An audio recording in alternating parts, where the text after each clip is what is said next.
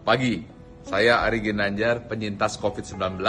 Saya ingin berbagi tips sederhana yang saya namakan PMP dalam menghadapi situasi akibat dari COVID yang luar biasa ini.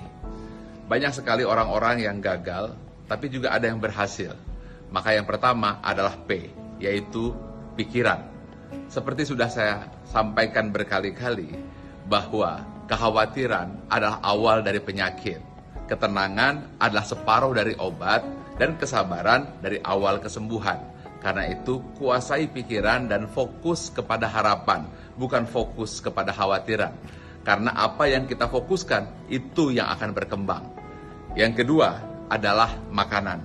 Makanan adalah energi, karena ia adalah nutrisi yang bisa menggerakkan organ tubuh kita. Bayangkan, ketika pikiran negatif, lalu dia tidak makan ketika terserang COVID, maka ia tidak mampu bergerak, memanfaatkan kekuatan tubuhnya, khususnya organ-organ dirinya, supaya ia bisa survive. Nah, karena itu makanan itu adalah kunci yang harus kita jaga. Apapun yang terjadi tetap makan. Saya tahu ketika demam tentu kita tidak mau makan, itu saya alami. Kemudian mulut pun tidak bisa merasa, hidung juga tidak bisa mencium. Nah, pada saat itu mungkin kita malas makan. Ini yang berbahaya. Karena itu kita harus mau makan.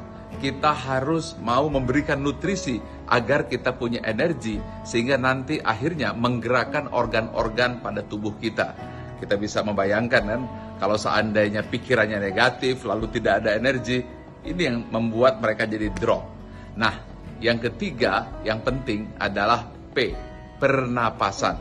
Ketika kita terkena COVID, kita akan tersengal-sengal. Mengapa? Karena paru-paru kita terjadi inflamasi atau peradangan. Dan ketika di ronsen, itu yang putih-putih itu.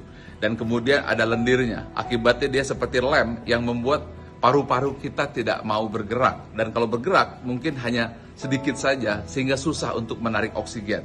Nah, karena itu kuncinya adalah Anda harus melakukan PRON, yaitu Anda tengkurap, dan ketika tidur tengkurap, maka Anda mempergunakan bantal di sini, dan pada saat itu akan memudahkan untuk mengalirkan oksigen yang membuat Anda bisa bernapas kembali. Silakan Anda cari di YouTube apa yang disebut PRON itu. Nah, di situ dijelaskan.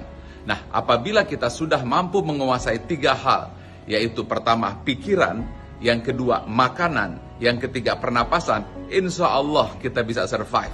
Karena masalah yang saya lihat, orang-orang yang gagal itu karena pikirannya negatif, kemudian dia khawatir, lalu tidak mau makan, dan kemudian akhirnya tidak bisa bernapas atau gagal nafas.